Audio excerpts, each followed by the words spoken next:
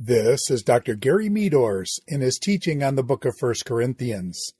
This is lecture number 25, 1 Corinthians chapter 11, verses 2 through 34, Paul's response to the questions of public worship. 1 Corinthians chapter 11, verses 2 through 16, Male and Female in Public Worship Before God, Part 1.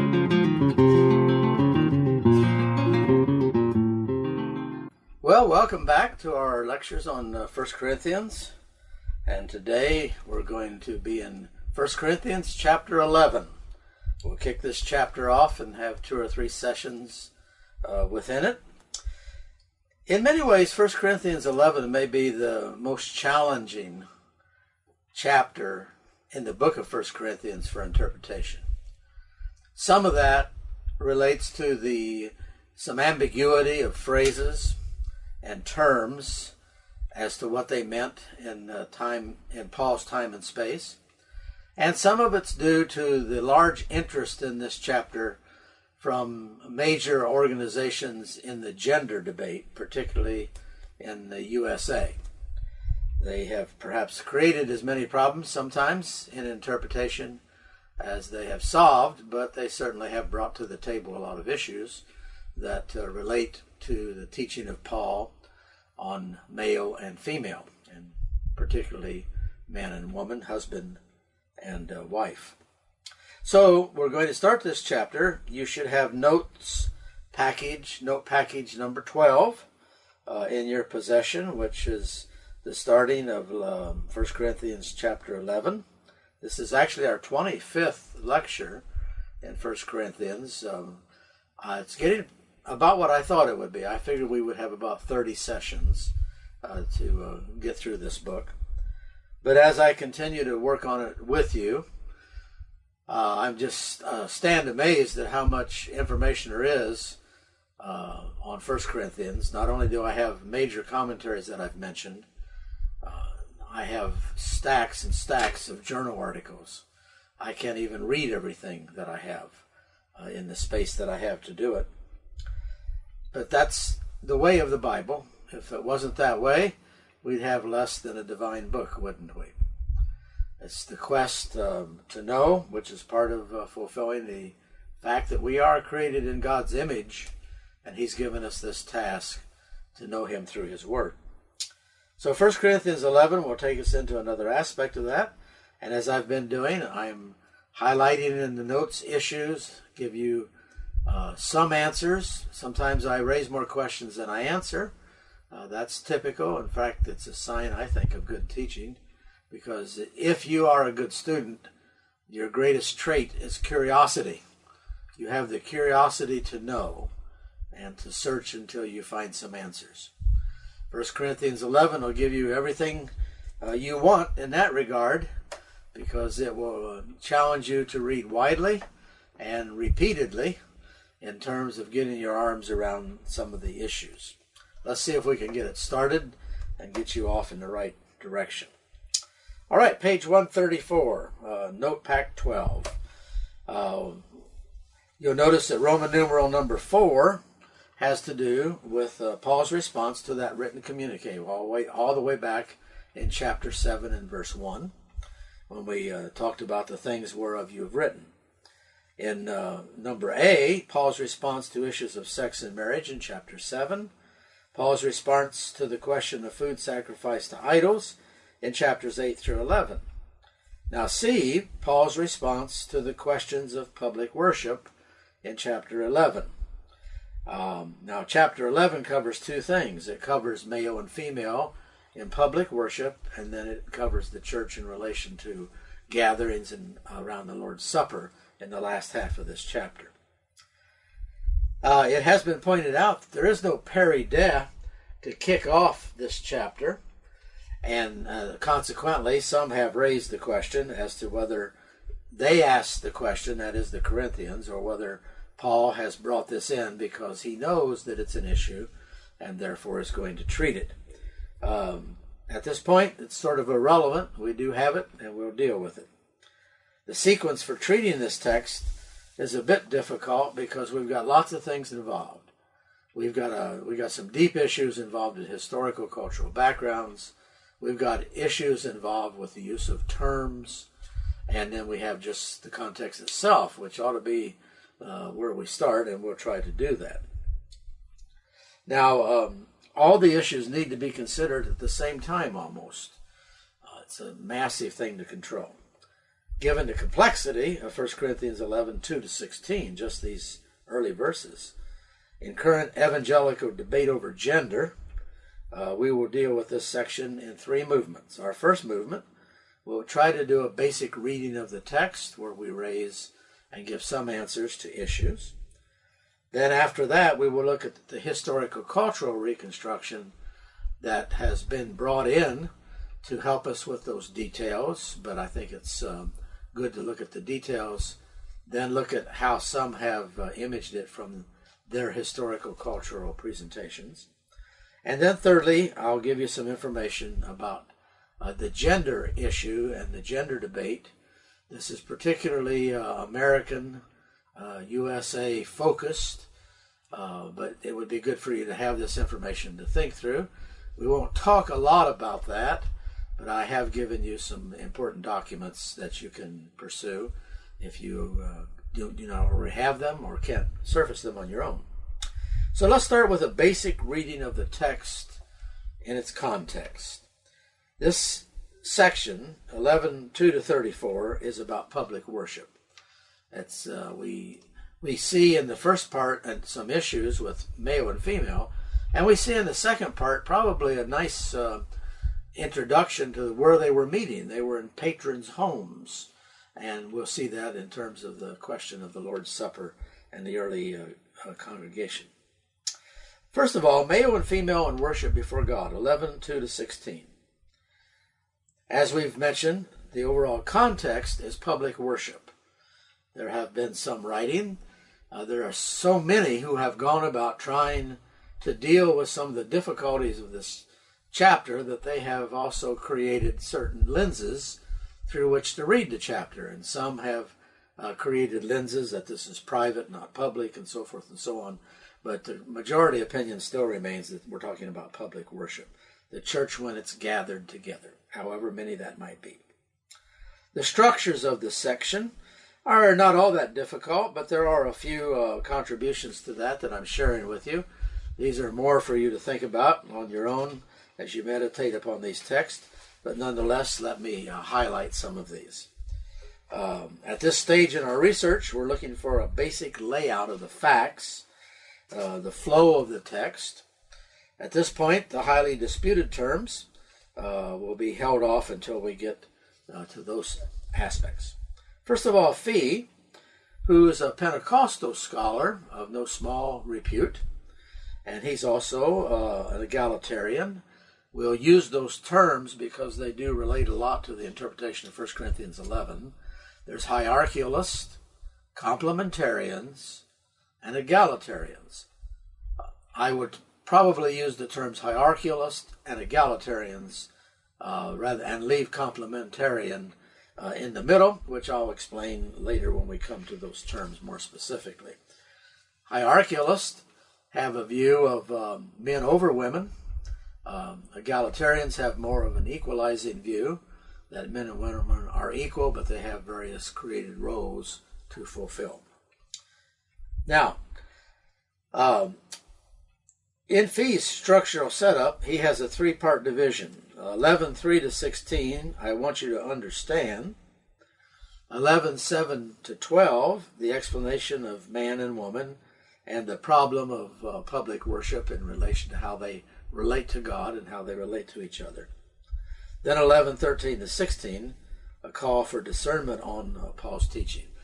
That's pretty much of a Western layout by paragraphs. I wouldn't be a bit surprised if these don't somewhat match, and I see that they do, the paragraphs that are in the New International Version.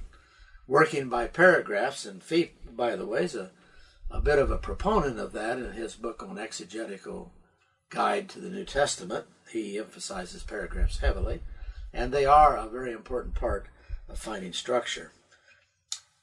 Then there's Fitzmyer. Fitzmyer's interesting because as a Roman Catholic, you know that he's going to come at this very traditionally in terms of the role of men and women, and probably hierarchical in some ways, if not totally.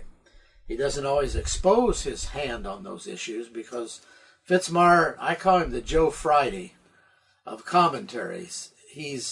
That was a TV series many decades ago, actually, of police who went out and investigated and interviewed people, and Joe Friday was the guy who wanted the facts. He didn't want people's opinions.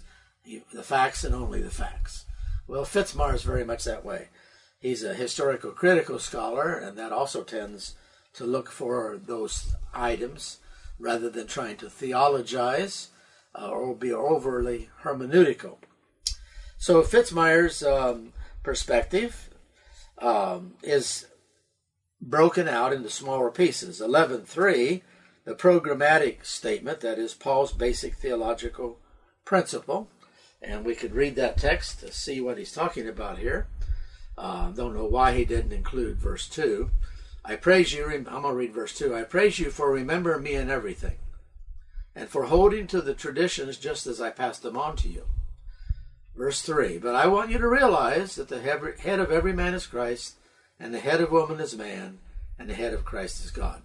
Verse 3 gathers together the question of head and the three components, the two which are particularly controversial in this text being man and woman. Then 11.4-6, Paul's thesis is set forth, the difference between the heads of men and women in public prayer and worship in a rhetorical sort of way. 11.7-9, his explanatory argument that asserts the relation of women to men. Now, we'll look over this in detail, but this is just seeing the structure. 11.10, which is an extremely important verse, the concluding statement to 3-9, the woman's obligation to have authority on or over her head. That word on or over is very controversial, relates to a preposition, and we'll see that when we get to it. That verse also has the phrase because of the angels. 11, 11, and 12, Paul's qualifying counter-argument in the Lord, corresponding to verses 7-9, and that reflects a little bit of a possible chiasm. And 11:16, admonition based on church discipline, the concluding verse of the passage, which is just as troublesome in some ways as the rest of it. Fitzmyer's further summary of the view of the meaning of this text flirts with his interpretive construct. His paradigm is stated in 5 arguments, 5 reasons, he says, why a woman should not pray or prophesy. He says cultic assembly. We'll use that term cultic. It just means religious, if you please, with an uncovered head. First of all, biblically, the order of creation found in the Genesis story reveals that woman has been created for man, to be his companion and helper. Hence, as the glory of man, she should cover her head. Now, that will come out very much as we get into it. The woman's head represents man. And in worship, the covering of that head is designed to reduce man in the worship context. Whereas the man's head is Christ, and his head is uncovered to promote Christ. It's all a big part of imagery here. Theologically, the ordered headship of God, Christ, man, and woman, calls for the veiling. There's a pecking order that's involved, a created pecking order, according to Fitzmyer. Sociologically, convention based on nature itself considers a woman's uncovered head in such a situation as shameful and a disgrace. Now that'll come back to ask, well, why does she cover in the first place? To ask why it could be a shame or could be a disgrace. As a matter of ecclesiastical discipline, the churches of God have no such custom as uncovered heads of women at prayer in a cultic assembly, verse 16. That's a troublesome passage, and we'll look at that later. And there are two takes on that, as you can imagine, at the end of the passage. And then verse 10 is because of the angels and what their role might be in all this. We'll pick that up as we flow through the text. Garland, he's a Southern Baptist, but he's in the progressive part of the Southern Baptist group. In that sense, he's an egalitarian. Most Southern Baptists would be hierarchical in some sense, but he is egalitarian, teaches at, he was at Southern Baptist Seminary in Louisville, got moved out of there, and he's been at Baylor College in Waco for a long time. Garland's section summaries are always profitable to read, and I've mentioned that to you before. Garland is careful to note that Paul is not attempting to establish a gender hierarchy in this text, but is merely ordering women in public worship within their cultural sensitivities. I think that's very important, and while he may or may not be consistent with this observation as he deals with the text, the fact is that we've got to come to this text clean, and that is extremely difficult to do in the current cultural setting of America and perhaps other parts of the world in terms of what is the role of women in ministry. America has had some strong traditions of this hierarchical view, which wants women under the authority of men, absolutely. And that's been at odds for decades now with a couple of groups that I'll point out to you later as to just what is the role of women in relation to ministry. And if you bring that debate to 1 Corinthians 11 too early, you bring lenses that force text into your categories before you've looked at the text in a purer manner, in their perhaps original manner that Paul was dealing with. And you bring your own theology to bear on them too early. You have to be careful with that very, very much. The direct teaching comes before the creative constructs. And at least he's noted that here. Not attempting to establish a gender hierarchy. Now that would be a strong hierarchical position that he is. But the complementarian on the progressive side of complementarian and the egalitarians point out very much that this isn't a text that should be used to browbeat women into submission to men, but it's a text that should be looked at from the standpoint of the role of men and women in public worship and their authority or right to participate. Garland, this time it's not Talbot, but it's Garland who gives us a chiasm on the structure of our text of 2 to 16. And you can see it here. I'm not going to read it all to you. But you'll notice that the crucial verse, verse 10, does come in the middle. The central assertion, for this reason a woman ought to have authority over her head. I find that quite interesting, to be frank. And I think it also supports the strong possibility of a chiastic structure because the logic of the text ends up falling in verse 10 a great deal. All right, page 136.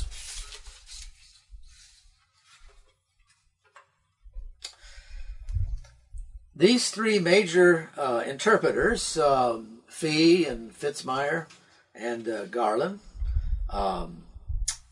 illustrate the flow of this text. The flow's pretty straightforward. It's the devil's in the details, not in the big piece of it, even though the details help us to get to the big piece. And when we've seen that, it helps us to get to the details. It's a both and. Let's look at the text now in its own flow. In 11:2, verse 2 starts us out, as I read just a little while ago. I praise you, Paul says. Notice we don't have a peri de. We don't have Paul using a slogan here to introduce the subject. This is why some raise the question if the Corinthians wrote to him about this, or if he's bringing it in because he had knowledge that they needed it. That's neither here nor there, but nonetheless it's a valid observation. I praise you for remembering me in everything, and for holding to the traditions just as I passed them on to you. Now let's look at that. That's a very interesting beginning verse for this section. The term translated traditions, and tradition is not a bad word in the Bible, and here it is. It's used as a technical term in both Judaism and in the New Testament. In Judaism, it was used for the oral transmission of religious instruction. The paradosis is the Greek term. The traditions were the oral transmission of religious instruction. And the Jewish traditions, both Old Testament and then what we call Second Temple Judaism, which begins in the 3rd century BC, around that time, maybe a little earlier with the deportations to Babylon, destruction of the temple, and things of that nature. But the Jewish people created a very large cache of literature we call Second Temple Judaism. The Septuagint was a piece of that. But you've got Ecclesiasticus, you've got the Wisdom of Ben Sirach, you've got the Psalms of Solomon. You have 2 huge volumes of Jewish literature that's not canonical that covers the intertestamental period. The Maccabees. In the RSV Bible, they've always included a portion of the Apocrypha, which includes 1st and 2nd Maccabees. But there are actually 4 Maccabees, 1st, 2nd, 3rd, and 4th. 3 and 4 aren't included. So there's only a piece of this Second Temple Jewish literature that's included in the RSV, not because it's canonical, but because it's important historically. It's the land bridge, if you please, the literary bridge between the Old Testament and the time of Jesus and the apostles. This is something that's very neglected. What is it that influenced Jesus as a learner of Jewishness as he grew as a child? What was it that influenced Paul? Who was Gamaliel? Why was he studying in Jerusalem with Gamaliel at a very early age? Well, that was Second Temple Judaism. They studied not only the Old Testament scriptures, but they studied their own writings that were pretty prolific during that period. They even show up in the New Testament. There are a number of places where we get quotes in the New Testament that come out of Second Temple Judaism literature rather than the Bible. And yet they're incorporated in an authoritative manner into the New Testament. They only get their real authority when they get into the New Testament, so to speak. Otherwise, it's all a matter of historical writing, not something that has imprimatur of inspiration on it. But when they come into the New Testament, then we take them to be accurate by God's providence. All right. Now, the excellence of maintaining true traditions, this paradosis. Notice these traditions, paradosis, that's a noun, did not originate with Paul, but he handed them down. There's a verb, the noun paradosis, the verb is paretoka, and these words are used in Acts and in the New Testament as authoritative transmission of authoritative information. And it becomes basically a code word for that kind of thing. Paul's going to use it a little later, as I mentioned in this paragraph, in 1 Corinthians 15, in just that way. He didn't originate this material, but he handed them down. He was in the flow of tradition. Paul was not counter-tradition. He was counter-human tradition. But what was true and accurate, Paul picked up on and forwarded and enhanced in a number of ways.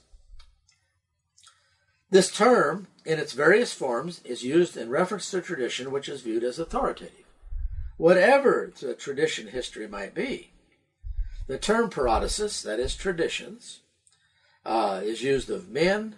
It's used of the Colossian heresy that was a tradition of the wrong kind. It's used of Judaism. They had their traditions. And it's also used of true Christian tradition. I've given you text on each of those. The verb use in Luke 1:2 is quite important. The prologue to Luke 1 is one of the most important prologues in the Gospels because it gives us an insight into how Gospels were written in the first century. And Luke claims that he is given paradosis. He's giving authoritative transmission of information. It's another important text along this line. This term probably refers to the established oral teaching which was part of the early Christian pool of instruction. And as I've said and repeatedly now, this term normally implies an authoritative tradition, such as in 1 Corinthians 15:3, where Paul appeals to it in his instruction about the resurrection. So Paul's not a lone ranger. He got marginalized from time to time, and just his dedication seemed to marginalize him from some people. But the fact is that Paul is a teacher of true tradition, both Jewish and Christian, as well as one who develops it in a fuller way as he unpacks the meaning of that tradition to the churches in his epistles. Paul presents created sex distinctions as canonical and non-negotiable. That's the prescriptive nature of paradosis, of tradition. I'll use the words prescriptive and descriptive. Sometimes the Bible is teaching us in what we call a normative fashion. It's something that is always true. That prescribes truth, prescribes to us what we should believe. Sometimes the Bible is descriptive. It describes to us how the church operated. That's not prescribed to us. We don't have to do it exactly the same way they did it. For example, I used to hear lots of sermons on Acts 20:20 vision, going from house to house, and that was the basis for a house-to-house visitation program for a church. That's not the way to use the book of Acts. Nothing wrong with house-to-house visitation, but that's not the way you use the book of Acts. The book of Acts is describing to us how the early church did it. We can pick up a lot of ideas from there, but it's not prescribing to us exactly how we have to do it. We do not have to observe communion every time we meet as Christians. They tended to do that in the first century. We don't necessarily have to frame the church service around that. Some groups have, the Plymouth Brethren, and I enjoyed it. I operated in my earliest Christian days within some Plymouth Brethren assemblies. And the Presbyterian church I go to now observes it every week. But like anything, some of these things can become too pro forma, and in some denominations it can be misunderstood by people who aren't understanding the gospel as clearly that it's doing something for them. And we have to be very careful about how we handle that particular tradition. Acts is describing. And so, is Paul describing or is he prescribing as he speaks? In relation to these created distinctions of the roles of male and female and how God describes them in Genesis and then in the biblical narrative, we should probably view that, I think we should view that as normative, prescriptive material. This is the way it is. There are some challenges in unpacking it. Some people take logical leaps, or illogical leaps as you prefer, from one small piece of information and explode it into a system. You'll be careful about that. But the fact is that these are prescribed teachings. They're part of the traditions that we should observe. They're not just descriptive. I think, however, and we'll talk about this a little bit, that maybe the nature of the cover, women were to be covered, but how do you cover? There's a lot of, those are two different things. The nature of the cover as a created distinction and what that image is, the glory of the woman, the glory of man, and the issue of the nature of the cover. There's an array of interpretations as to what that means. That's not as crucial as the forensic teaching. That's more of the functional, pragmatic end, and that's a little more descriptive. This term, this tradition issue, in its various forms is used in reference to tradition, which is viewed as authoritative, whatever the tradition history might be. I've already read that to you. Next paragraph. Paul presents created sex distinctions as canonical and non-negotiable, He views, however, the issues of cover as customary. Now, this becomes controversial, and that's not a simple thing to answer in verse 16, and we'll come back to it. That could well be descriptive, depending on how you understand it in the context. Fee notes that the larger issue relates to the shameful actions of some women who were testing or challenging the historic distinctions between men and women. That is, the paradises, the traditions. Paul is willing to offer theological justification for maintaining a custom because of the importance of the deeper issues. So custom is tied to tradition, and if the custom is designed to reflect the tradition, then that becomes something that is a quasi-tradition, if you please. Maybe not fixed forever, but certainly fixed within their context. And we'll talk about that more a little bit later, particularly in verse 10. Now, as we move along here, the passage, verse 2 that is not intended to lower the status of women. In fact, this would be the overall passage. Chapter 11 exalts women in many ways. Verse 5 says, "But every woman who prays or prophesies," now that authorizes her. Who prays or prophesies? This is a public place. So right here, almost off the cuff, as if you should already know this, Paul authorizes her. Women who pray or prophesy with their head uncovered dishonors her head. Now we've got to figure out that cover and the issue of dishonor. It is the same as having her been shaved. But she's authorized. He's not putting women down. He's actually entitling them in ways, in many situations in Jewish history, they were not entitled before. Verse 11, "Nevertheless, in the Lord, woman is not independent of man, nor is man independent of woman." So don't get too big for your britches, gentlemen. Verse 12, "For as women came from man, so also man is born of woman.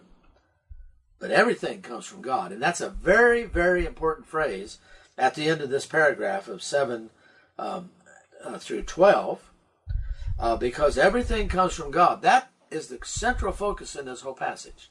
The question is not how men and women relate to each other as much as it is how do men and women relate to God in public worship.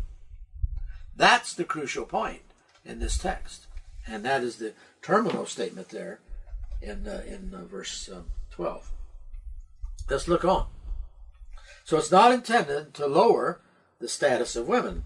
The text at least promotes the right and freedom of women to participate in public worship as long as they do so in keeping with the created distinctions that Paul brings.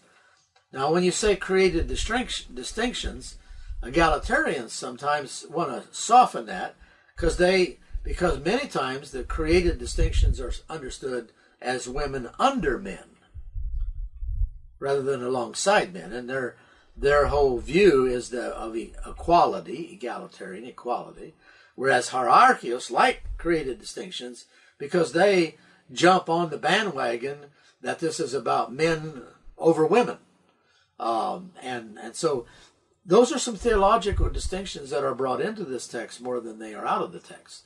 The text is not treating as much as has been brought into it by some of these special controversies over male and female. Paul does not aim to silence Christian women, but rather to guarantee that in their self-expression, they were not denying an integral part of themselves, says Talbert. That is, men rightly related to God, women rightly related to God, not to the man, but to God, are able to worship openly and freely.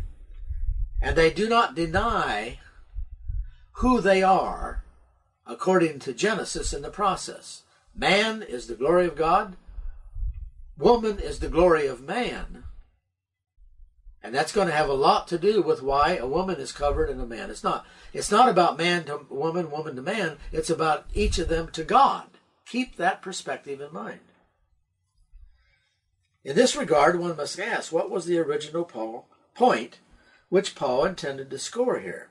And I think it is. Protect God's glory in creation. We're not protecting male glory, nor are we protecting female glory. We're protecting God's glory. And in that, there are created distinctions. That these are not ontological distinctions per se, but functional distinctions that Paul believes should be maintained from Genesis and the meta-narrative of Scripture. But it's not a harsh put-down of the female. We have to say that because that's what has often happened. Frankly, it's happened more over the last 60 or 70 years. Frankly, in the 1800s, women carried the missionary movement. Even in the Southern Baptists, they have all these women they take up offerings for who were famous missionaries. And so consequently, it's something that has been pushed more in recent decades for reasons that you historians can inform us. Now, secondly, the symbolism of the worshiper's head before God in 3-16, page 137. After 11:2, the bringing to us this issue of the parodosis, the traditions, we enter an arena of vying interpretation over certain terms and the relationship of those terms. And I've buried myself over the years in some of this material, and sometimes I walk away and I feel my head is spinning and I just dumped everything out that I'd put in it. And it is no small challenge to get into this literature. But I think the biggest problem we make is we get into all the creative constructs too early. We get into the special agenda hermeneutics stuff too early. We need to try to keep the text clean to see what it says in terms of Paul in the first century and then come to it later.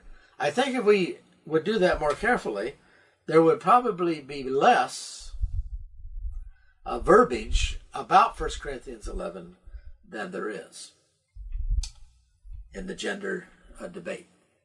Several important details of this passage have been and are greatly debated, and final compelling resolution of the evangelical gender debate is not in hand.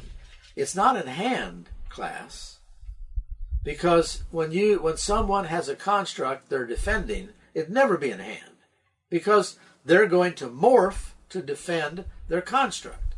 So whether you're egalitarian or whether you're hierarchical in your basic orientation, you will support that view. That's agenda hermeneutics, and everybody practices it, more or less. The best we can do is to be aware of our practice and try to be honest with the Scriptures in their basic direct teaching before we get too deeply imbibed into our own final conclusions when we go back to the text. As Fee summarized it, Fee is an egalitarian, but listen to his summary. As a good scholar, he's trying to keep it under control. Quote, along with these larger contextual questions, this passage is full of notorious exegetical difficulties, including 1, the logic of the argument as a whole, which in turn is related to 2, our uncertainty about the meaning of some absolutely crucial terms, and there's a number of those, and our uncertainty about prevailing customs, both in the culture in general and in the churches in particular, including the whole complex question of early Christian worship. Paul's response assumes understanding between them and him at several key points, and these matters are therefore not addressed. Like any epistle, it's a one-way telephone conversation. Would that they would have given us some footnotes. Thus, the 2 crucial contextual questions, what was going on and why was it going on, are especially difficult to reconstruct. But I want to come back to that theme again, that we can also make it difficult to reconstruct, because we have come to certain conclusions, and we want to see those conclusions. And we want terms to fit our preconceived conclusions. It is a cycle. It is a circle. Text, terms, phrases, what I think they mean, what others think they mean, back to the text. It's a big circle of looking at this information and trying to be as honest and open as we can be with the total biblical construct. I have read some, I think, who do that very well, and some who use the text for their own purposes. And I won't name names. And that's true at scholarly levels, not just at popular levels. Furthermore, in verse 11:3, the biblical teaching of headship is stated, and then it's going to be unpacked. First of all, it's stated. Does the plain reading of 11:3 indicate that head is prescriptive or a descriptive item? It says in 11:3, but I want you to realize that the head of every man is Christ, and the head of woman is man, and the head of Christ is God. Well, that's a parodosis there. That's still, in many ways, connected to number 2. So I think we're going to have to come down on the side that is a prescriptive statement. It's not just a descriptive statement. But these are still metaphors.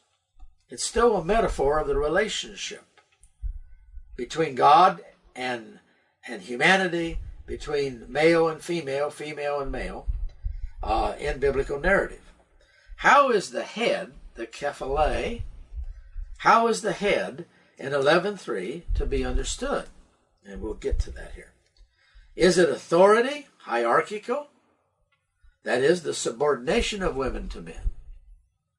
And some would bend this text, I think, to the fact, to be a proof text that women ought to kowtow to men.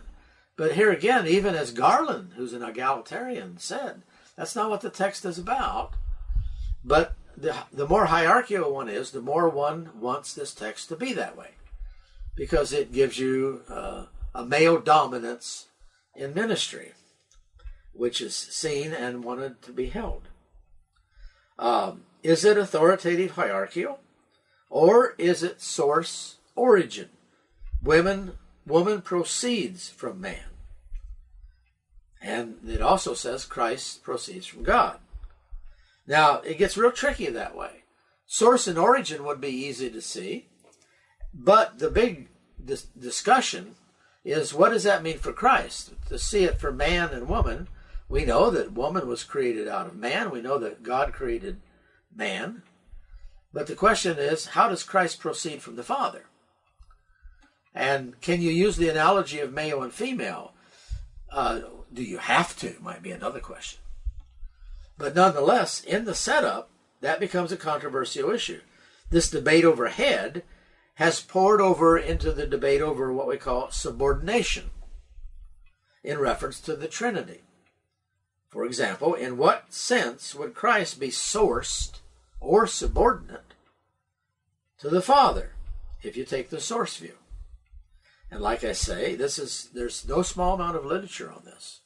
Both journal articles and books have been written about this question, both before we got into the gender question, the subordination issues with the Trinity, but then it comes over and we get into this controversy about women, and the hierarchios particularly picked it up because it served their purposes and accused the egalitarians of heresy, subordinating Christ and having a wrong, a heretical subordinationist view in relation to the Trinity. Well, I'm not going to work all that out here, but you need to be alerted that that's a huge controversy, and you can spend a lot of time, we could spend a course probably, talking about Trinity, subordinationism in relation to the Trinity, and then come over and ask if there's any legitimacy in relation to people using it in relation to gender. But that will have to be something that tickles your curiosity. The term translated as head is used 10 times in 11:3-10. Now, we've mentioned before that repetition is something that should get our attention. The word wisdom is used 21 times in chapters 1-4. So chapters 1-4 have got to have something to do with wisdom. And it's used all over the place. Man's wisdom, God's wisdom, good wisdom, bad wisdom. Well, in these few verses, we have 10 occurrences of head. And they're pretty much translated that way, kephale. They're not hidden in the translation. Repetition should always perk up our interpretive senses. Now, I've given you a chart here where I've put out the text in the left-hand column where these, and then the text in the middle. I use the NRSV. I would like to have had an array of text, but you can only have so many columns on a page. And I'll give you some of this in another way later, but here it would have been nice to have. But the fact is that the translations all use the word head. So we don't have any big difference on using the word head. The big difference is what people say head means. All right? The third piece of this chart is it's very important to ask yourself the question, is head used literally, head, or is it used metaphorically, that my head represents God in public worship? Man is the glory of God. Okay? So you got literal and you've got metaphor. In 11:3, I want you to understand that Christ is the head of every man. Well, he's not sitting on my shoulders. That's a metaphorical use. And the husband is the head of his wife. He's not sitting on her shoulders. That's a metaphorical use. And God is the head of Christ. Again, it's a metaphor. Metaphors are notorious because metaphors are not self-explanatory. They have to be explained. And that's what's going on in this text, as well as in studies on Trinity. You have to explain the metaphors. And when you have something like that, you are going to have an array of opinions. And the church had good and bad, and we've got the same thing that goes on with gender. 11:4, any man who prays or prophesies with something on his head, that's literal, disgraces his head. Whoa. Is that literal, or is that talking about disgraces Christ? Because he no longer shows the glory of God. I think it's probably a metaphor. I put question marks there so you can look at it closer. 11:5 has 3 references. But any woman who prays or prophesies with her head unveiled, well, that's literal, disgraces her head, like with the previous verse, on man. This is probably a metaphor, but I put question marks. It probably don't need the question marks, but I put them anyway just to be nice. It is one and the same thing as having her head shaved. Well, you don't shave a metaphor, you shave a literal head. So that's literal. Okay? Going further. Verse 7, for a man ought not to have the head veiled, his head veiled. That's literal, since he's the image and reflection of God. Woman is the reflection of man.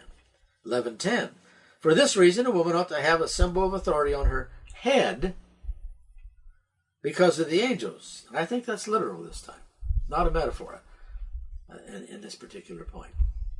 All right? So we can see that we've got this word, we've got it repeatedly used, and this becomes a big term that's debated as to its meaning. People debate the term, do word studies, make it come to a conclusion, and then they force that on everything else. Sorry. The meaning of kephale, the word study approach. And this has been a kind of an interesting thing. I've watched this in professional societies over the decades that I participated there. Some have said that kephale is used to mean ruler or authority. And they've surfaced thousands of texts where head is used for a ruler or head is used for someone who is the head of the organization, the head of the corporation, the head of the river. Now that wouldn't work so well, would it? Even though that's used that way, but that comes under source. So, what do we have here? We have some individuals. You will find the people who take head to mean ruler or authority to by and large be in the hierarchical camp. They will usually call themselves complementarians. And I'm going to comment about that in a little while. I'll call them hierarchalists. And it's not because I'm a big, strong egalitarian. I'm trying to go with the text, and I probably float more into complementarian domain, but I will move on the continuum of that complementary domain according to the text. I'm not a slave to the system, and try not to be intentionally. First of all, under ruler or authority, this view has published exhaustive word studies.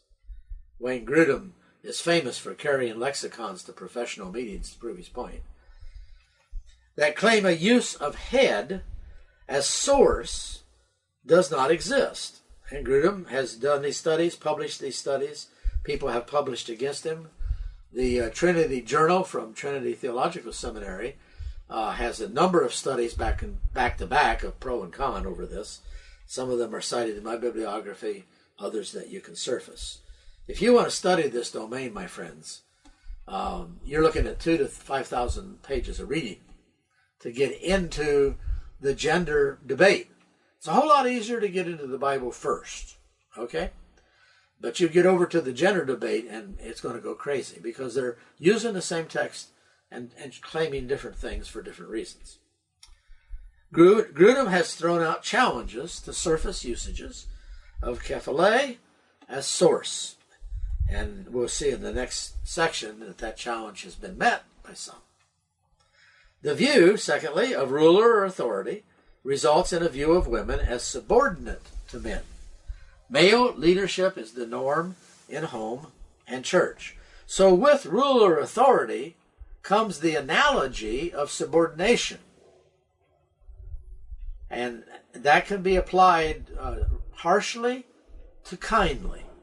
That's a continuum of hierarchialism, moving into some parts of complementarian. And so that's to be unpacked in the systems a great deal more. I'm not after the systems here, but I am including them as a heads up.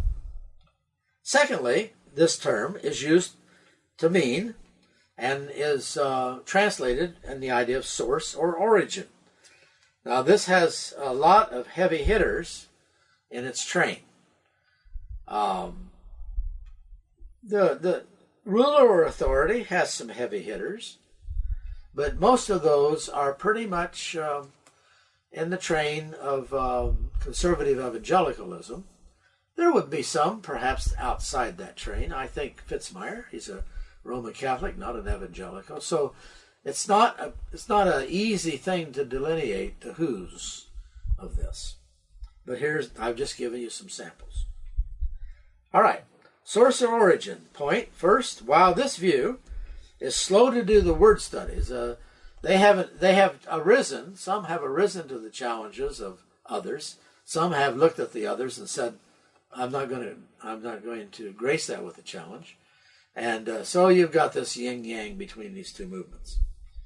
But an interesting person named Troy Martin, who is also a Roman Catholic, arose to answer Grudem's massive word studies.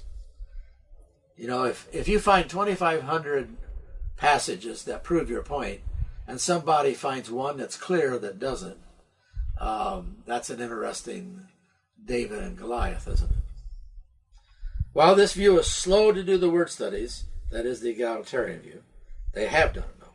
Troy Martin has taken up Grudem's challenge and shown that indeed head is used in Greek literature to mean source. Now, there's a number who have done some studies and shown that source and origin can be a part of the idea of kephale in Greek literature. I think that's probably a passé point to some extent. There's a whole lot more that may have it as ruler or authority, but it's just the nature of literature. But if you've got the source of a river, the head of a river, we use that as a metaphor in our own culture, don't we? The head of the river is the source of the river. It's not the ruler of the river. It's not the authority of the river. So it's kind of ludicrous to think that we wouldn't have this side to this particular term because it's a common metaphor in many ways. First of all, I've given you the places, some of the places, just 2 or 3 of them, that Martin surfaced, and others have surfaced others as well, that show you that source or origin is a legitimate translation. The heart is the source, the first point. The arche, that's another word for source or beginning, of blood. The head is the source. There's head. Kephale is the source of phlegm. And that's a literal head, but it's still a source. Notice how you have to resupply the concept of source in each of these translations. The head is the source of phlegm. The spleen is the source of water, and he goes on in his list. Aristotle has a text. Why does the face sweat most? I believe this should have been in quotes. I forgot my initial quotes there, my beginning quotes. Why does the face sweat most? Is it because sweat passes most easily through parts which are rare and moist? Some of these early writers had some funny ways of describing things. You do sweat under your arms, don't you? And the head seems to be the source of moisture, as it is due to the considerable moisture that the hair grows. The head seems to be the source of moisture. The kephale, once again, as source or origin. Martin goes farther and reasonably demonstrates that the heart, rather than the head, is the center of intelligence, reason, thinking, and decision-making. The Bible's been pretty clear on that, but most Christians miss it. As a man thinks in his what? Not in his brain, but in his heart. As Jesus said, out of the heart proceeds the issues of life. They were using the organ because in the ancient world they thought that reason centered here, emotions centered in the splankna, bowels of compassion. In our culture, we know that thinking centers here, and we give the heart to the emotions. So we butcher the Bible every time it uses the word heart. If a person believes on the Lord Jesus Christ with all their heart, no. Think about it. Heart is a synonym for mind and the rational process most of the time in Scripture, because it was the ancient world. And Martin's article gives you a nice little entry into that, as well as this quote here. He goes on to say, specifying kephale as authority over, as Grudem does, is simply incompatible with Paul's anthropology. And I'm not going to give you the whole section there, but you can go see the article by Troy Martin. Troy Martin's also been involved in publishing a multi-volume Greek medical dictionary of the ancient world. And I'm sure there will be a nice entry on heart in that medical dictionary. I have not seen that publication. It's been going on for decades. I think that it's out, but I've been out of the stream in my retirement, and that would be out of my price range as well. And I don't have a library close by to run and check, so unfortunately I don't have that. But even though I've only given you a little here, it's enough. That kephale can mean source and origin, even though it means ruler and authority many, many times, along with arche. They become almost synonyms in that regard. And so you don't jump on bandwagons because of numbers. You jump on bandwagons because of context. That's the final arbiter of every word. It's the context in which it is used. And I don't count. You can count all you want, but counting is not the final authority. Now, I've given you a reference there to Martin's article, which is probably in the SBL papers of 2007. Also, the resulting view, that is egalitarianism, argues that women are equal to men in most domains of home and church. So, hierarchialists, women are subordinate to men in home and church. Egalitarians, women are equal to men in home and church. That doesn't mean that hierarchialists don't see men and women talking to each other to work out problems in the home or in the church. It doesn't necessarily mean that they're barred from teaching either. Some radicals would do that, but not all. On the egalitarian side, it doesn't mean that they don't see some legitimate created distinctions between male and female, genetically, DNA-wise, and so forth and so on, and even in some functionality domains. But it does mean that there's more of an equality. They will often use the passage in Galatians that there's neither slave nor free, male nor female. You have to be a little careful with that text, that you don't overuse it as a proof text to say more than what you can prove from other texts as well. So while accumulating proof by words can be fun and helpful, it does not always resolve the question of meaning. Word studies in and of themselves do not resolve meaning. I do a lot of work in the question of spirituality. And the adjective for spiritual isn't used all that much in the New Testament. Jesus never used the term, and the term was never used of Jesus. But if I were going to write a book on what does it mean to be spiritual, I don't think I want to marginalize Jesus. And the term wasn't used in the Psalms. I don't think I want to marginalize the Psalms. And so consequently, we have to be careful that we don't overwork words to the exclusion of a contextual meaning issue. All meaning resides in context. Words get their meaning from context. And that is absolutely crucial in hermeneutics. Moving on page 139. The first main bullet point there. The metaphorical usages of head constitute the crucial items of interpretation. We saw that head is probably more literal than metaphor, but the metaphorical ones are the ones that are the focus, obviously. The meaning of head in its metaphorical translation has been highly disputed. We just saw some of that. The dispute primarily revolves around the gender debate. Hierarchialism and some complementarians promote a translation of authority, while egalitarians argue for source. At times, one needs to step back and wonder if a modern agenda, the gender debate, has overridden a plain reading of the text for the purpose of agenda hermeneutics. The plain reading of a text in its context and how it relates to the meta-narrative context of the Bible must always be our first task. Hierarchialist, a little repetitive here, but I'm summarizing. Hierarchialist. Now I use this term rather than complementarianism, and I have a little asterisk that goes down to the bottom of page 139 and says note. Notice my note here. For some time, there has been a controversy over who owns the term complementarian in the gender debate. Many think that a certain group of hierarchialists hijacked the term.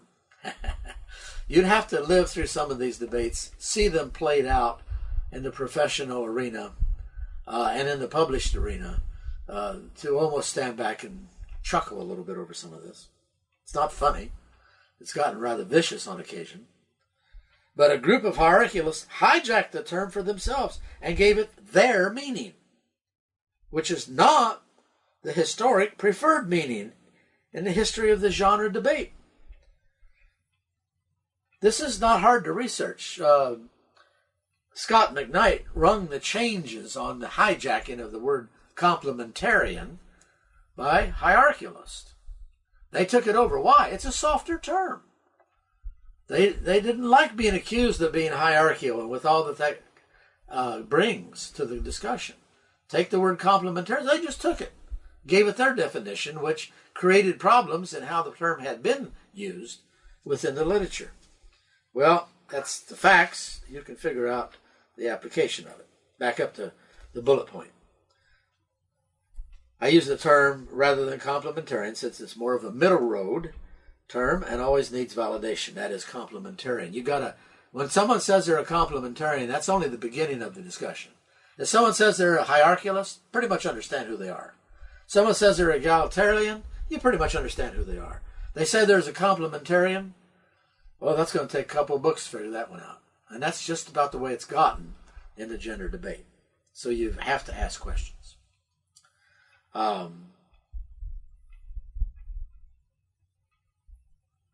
So, moving on.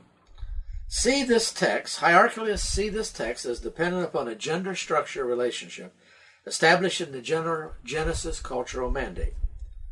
The priority and order of 1 Corinthians 11 reflect the authority of created distinctions for the purposes of gender distinctions.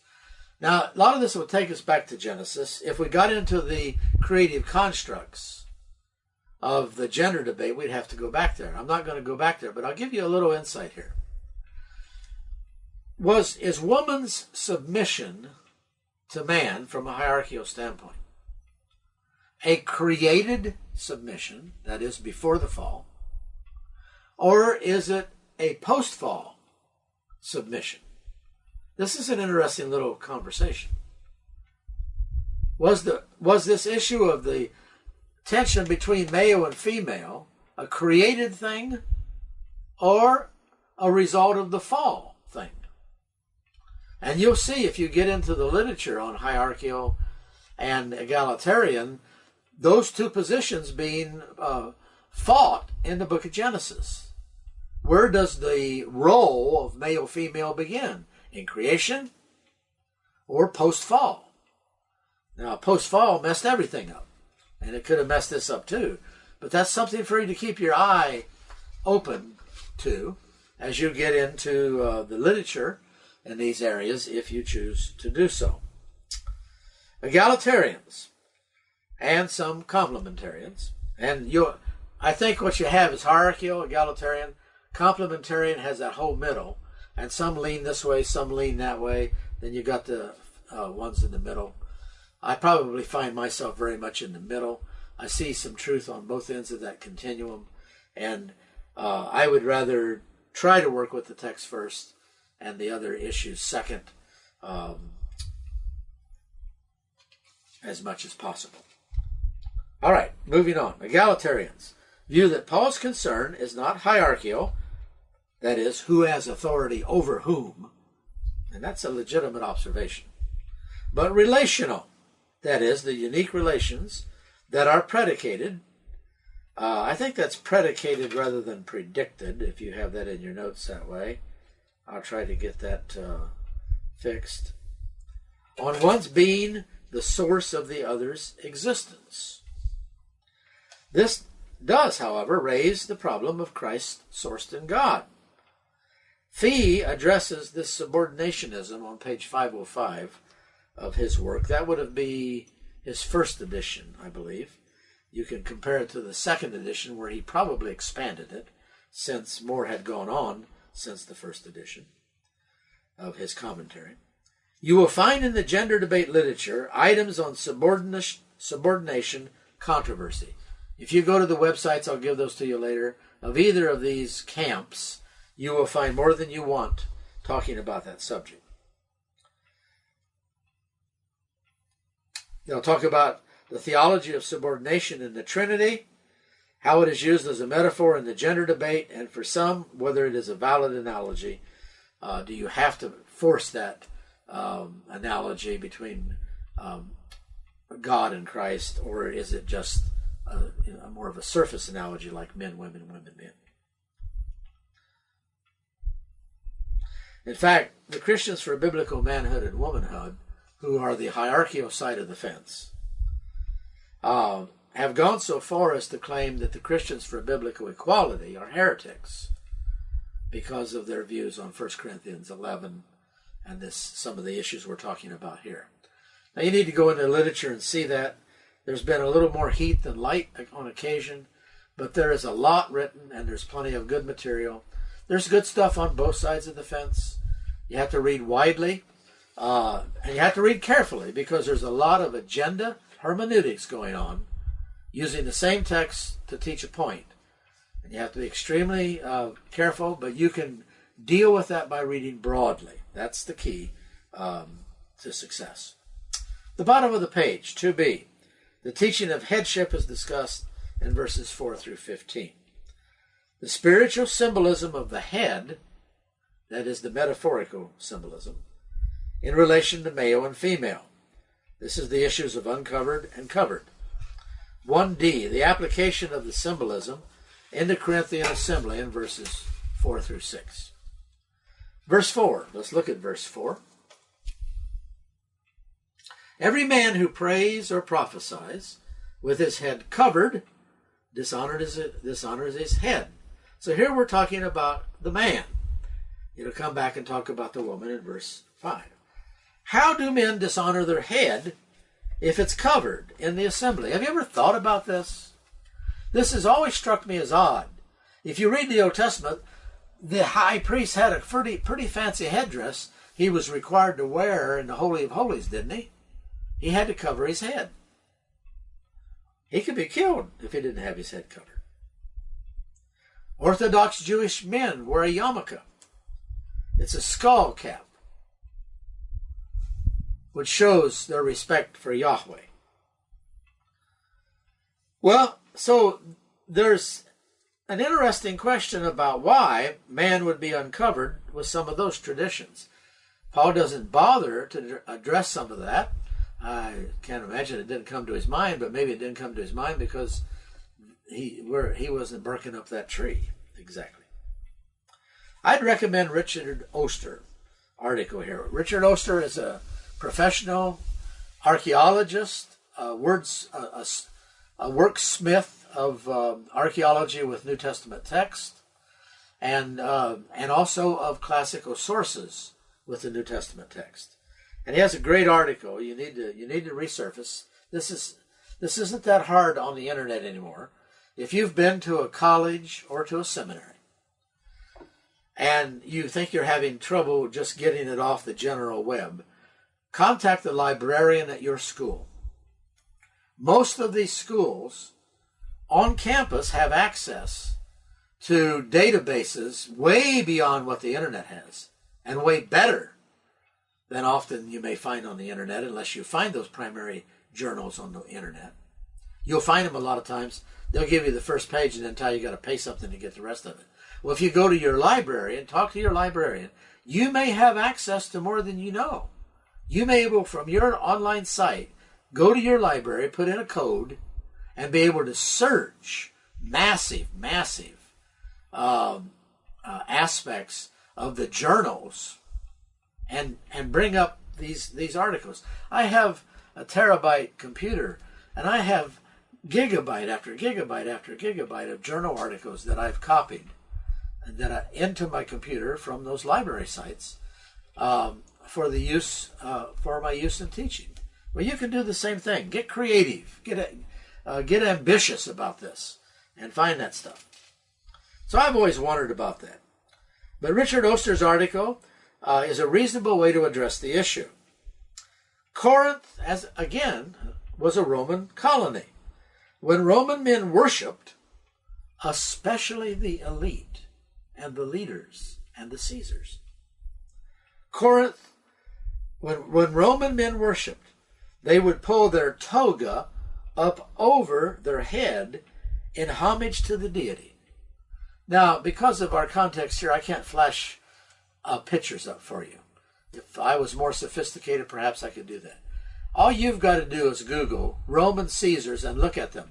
And you'll see a bunch of them, Augustus, for example, with the toga up on his head. The toga up on the head related to Roman religion. They didn't always wear it up there. The women would, but not the men. The men had it down, but when they were in a religious context, they wore it up as a statement of homage to the deities. Roman men worshipped with their heads covered, especially the elite and the Caesars.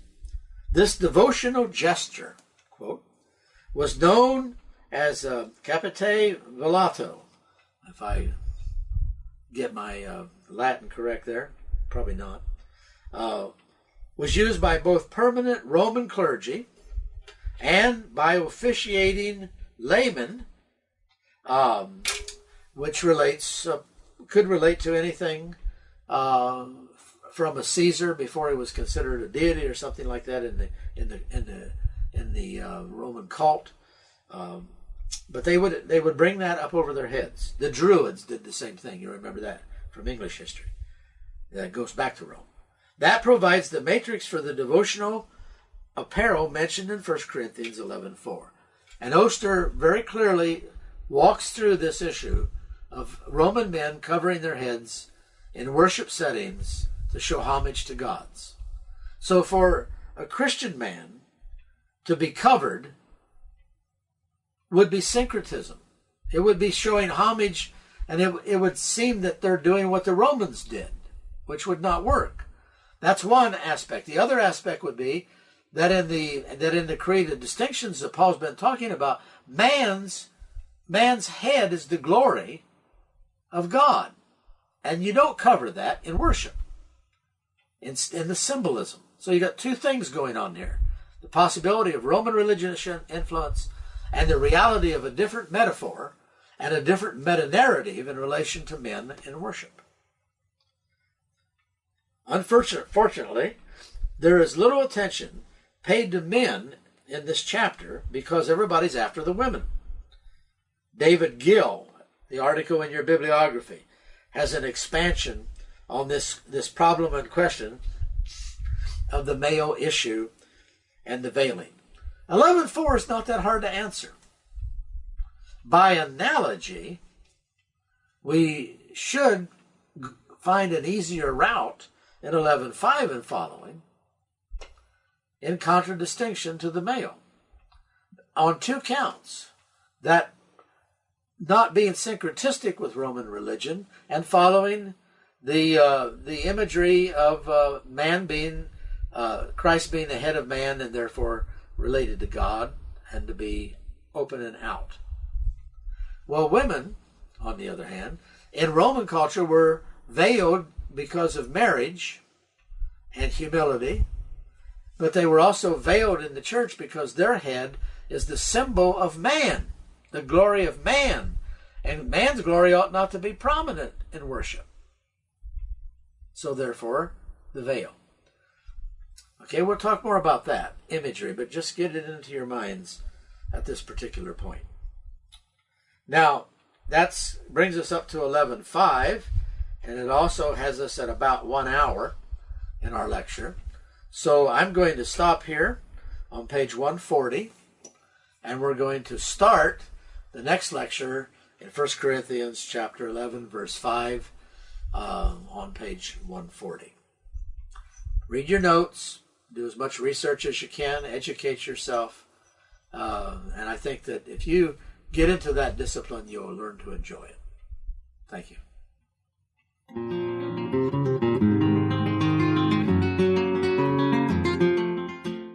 This is Dr. Gary Meadors in his teaching on the book of 1 Corinthians.